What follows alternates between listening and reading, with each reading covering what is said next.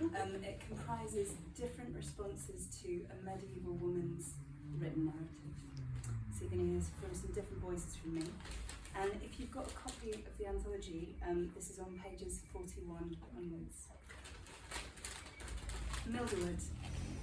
Sir Stout A. Fleecing, The Lesser Parishes of London, Studies in Psychogeography, Volume 72, No. 1, Winter 1979, pages 234 to 236.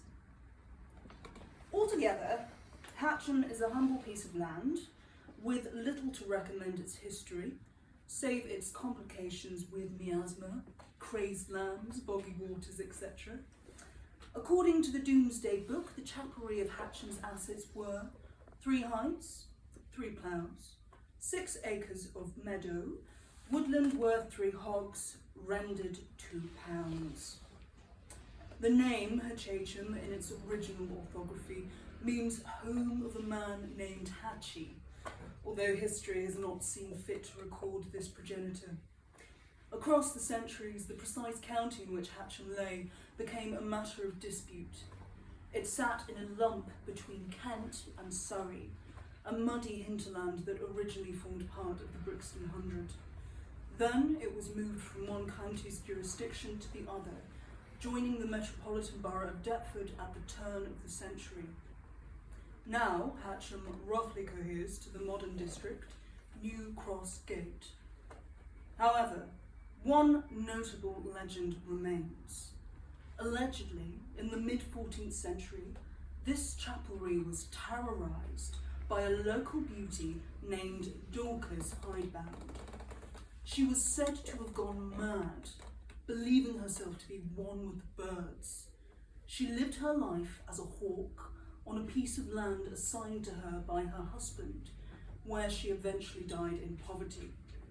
For centuries, Dorcas was a bogey woman used to scare children in the local parish of Deptford. One mid-century municipal guidebook of local ghosts paints a torrid, if likely fictitious, picture of her life. Harrod Fallon, The Lady Ghost of Hatcham, Parish Tales of the Grotesque, London, Bilby and Sons, 1867, pages 375 to 377.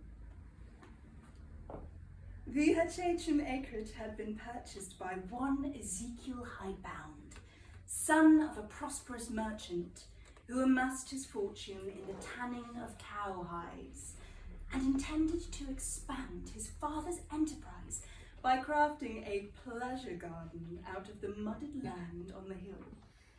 However, Mr. Hidebound's plan did not come to fruition. A maid, named Dorcas, was promised to him during girlhood by her father, a baker by trade riddled with debts. Her glorious hazel eyes were remarked upon in the parish, as were her honeyed buns, whose sweetness drew queues of customers.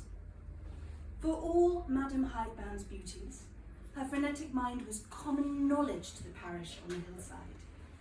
Had she been less fearsome, she should have been burnt as a witch for multiple bilious acts, learning herself to read and write from her father's ledgers, slapping an almsman for sporting a red hat in church, alleged fornication with swans, and burning a manure effigy of her late cleft-chinned grandfather, a noted tyranny among the women folk. On her wedding day, she pinned dried ferns to her bridal dress in the shape of a cross. Her husband tolerated her eccentricity till she howled to the entire parish of the reek about his loins, and so he took measures to quiet her tongue. Mr. Hidebound worshipped her silent still. Madam Hidebound was a friend to the crawling things of the earth, and was always bringing home creatures from the neighbouring bog. No heirs continued the ancestral line. According to local gossip, Madam Hidebound abandoned her husband after a year of marriage to commune with the flora and fauna in his proposed spot for a pleasure garden. She left the house with a sack of pickled goods and her best woolen cloak, armed herself with a knitting needle, and refused to return home, climbing up trees too high for Mr. Hidebound to tear her down. She marked out for herself a goodly portion of his acreage and erected a sizable barricade made of saucepans covered over with tar. It is said that various women contributed householdly goods in midnight additions to the wall. The husband permitted this insolence until his death, although the wall could have been readily demolished. In Mr. Hidebound's will, he bequeathed her this portion of acreage to live upon. Apparently, she nourished herself for a decade on the fat of the land and anonymous deliveries from those sympathetic in the parish. She could be smelt for a mile off. Little is known of Madame Hidebound's passing.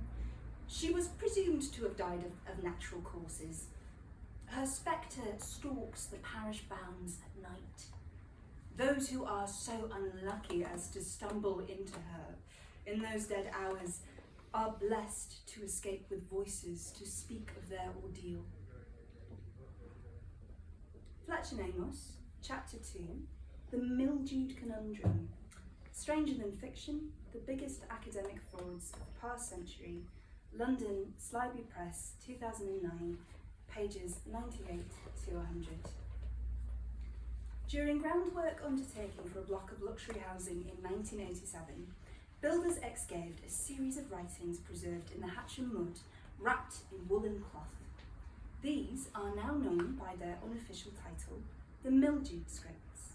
In letters scratched onto bark peelings in a crooked hand, analysis by the infamous scholar, Dr. Felicitas Stanger, at the University of Threnson, resulted in the revelation that the work was likely that of a medieval female writer, owing to descriptions of what appears to be symptoms of the menopause, racy sections on self-love, and execrations about mankind.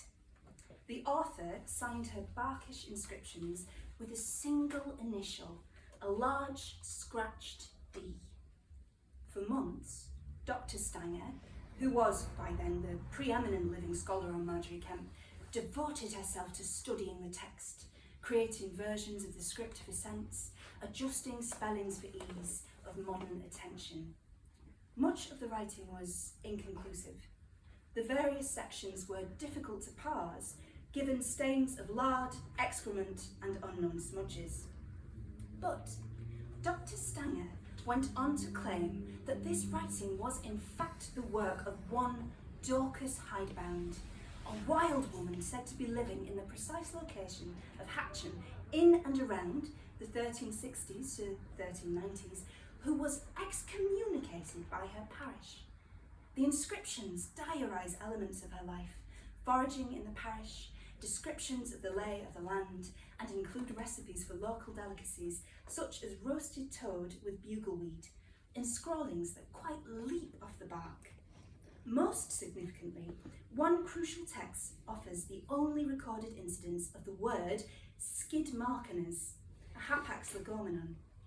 Dr. Stanger shared some of these unsavoury discoveries through her paper, Treeling Bleeding Through the Underwood, bearing witness to the menopause in the late Middle Ages. Her presentation at a conference on medieval secular writing in Silto University caused something of a stir in the academic community. Stanger boldly claimed that Dorcas's work was one of the most important assemblages of writing ever created by a woman in England, in its vigorous depiction of feminine issues, especially given the general illiteracy of the fairer sex in the medieval era. Consider the recent surprising discovery of the involvement of nuns in the production of manuscripts in Dalheim Abbey, Germany. Archaeologists found lapis lazuli, a common material in fine inks used to illuminate manuscripts, wedged in the gums of one feminine skeleton, the place a pen's nib may have penetrated. But, in a queer turn of events, the original mildewed artefacts were lost in an archival disaster where the Department of Medieval Studies, Threnson College, University of Fairling, was found to be rife with asbestos. The entire building of scholars was evacuated. many valuable works were safely retrieved, but lamentably a worker accidentally left a torch shining on the first floor of the building overnight. This resulted in the fire of '89 on New Year's Day, burning down the entire department and many of the valuable priceless manuscripts then under study. Many leading professors in their department found their projects in ashes, founded on documents that had no physical presence. Only those academics with systematically digitised copies of their work could be retained. Dorcas's testimony was lost to the flames, but Stanger was unique among her colleagues in keeping her own precise photographic records of the scripts in her accommodation. It was suggested by some that the writings of Dorcas were an apocryphal series created by Stanger as a kind of live art installation of post-prandial feminist practice. Others alleged that Stanger invented this writing as part of her bid for tenure during a time of funding cuts for the department. How she could have snuck into the excavations and deposited her own confabulated bark tales is yet unknown. Notably, she was a South Londoner by birth, and indeed was born relatively close to the site, in a block of flats that has since been demolished. If this is the case, how Stanger thought such a forgery would go unpassed for long is dubious, given there are some notable inconsistencies within the Middle English. Whilst this is characteristic of the orthography of the age, given the fires, there was no way of verifying the carbon dating these lost documents. Dr. Stanger was known for securing all materials away from prying eyes in a safe in her office in the department, and guarded them imperiously from interference. Though Stanger was showered with accolades after the publication of her first DPhil thesis, detailing the ties between Marjorie Kemp's purported postpartum psychosis and her religious affliction, her maverick reputation only grew after the discovery of these scripts. She started wearing fishnet stockings to chapel services and holding ancient bawdy rituals in the woods for select postgraduates. Things came to a head at a scholars' drinks on May Day, when Stanger began raging loudly about the manuscripts lost to time, bewailing the many women, often nuns, who were able to write, but whose books were turned to fish wrapping or toilet paper. Testimonies turned to more practical usage. Her tale took a sinister turn when that night, after one disgruntled colleague accused Stanger of setting the fire herself, she responded by pouring a bottle of Merlot over his head. Following her dismissal, there were claims that the disgraced ended up living in a forest in a tent. She was last seen by one of her ex-acolyte students, drunkenly wandering along Fifield Marsh, wearing leopard print pumps quite unsuited to the boggy terrain. Frenson College managed to seize the remaining documentation from her possession under court order, but after further investigation from senior scholars in the field, the scripts became something of an in-joke. How Stanger managed to persuade anyone that this collection of scribblings was a bona fide manuscript is the real mystery here. One extract from the Mil-de-wed scripts is enclosed below for the reader's discretion. In any case, it is an amusing piece of work and speaks to the rampant sexuality of the writer, in whatever century she wrote. The author has done his best to render it in a sensible fashion. The Mil-de-wed scripts, 1.v18.3. I gather in the wildness of frogged newts, a hog's head of algae, a slipping a till into the grass greenery, tickling the larded slugs who plume themselves upon thanny rotted fruits and slide along the ground, fine lumped and plumped into viscous slathering liquid bog, squelch and furrow in bilka dewed ground, mouldy as a toad's wife, amassing her hats, rollicking, glut myself on damming water and the skid markines of blackberries, not riper than a nun's twa buttocks, thick as a Sunday in June, scudding with soap suds, the ground yielding under me, groaning to a halt in a musty wilderness of mud and leaf. I rub myself on thaned dead stump of a gentle oak tree, runkled, parent beneath the neither tread of mine squirrel foot, cousin to the crows, burrowing down the muck, nesting into groves Mil-de-wed. I bury myself deep in bliss, cold as egg yolk. Thank you very much.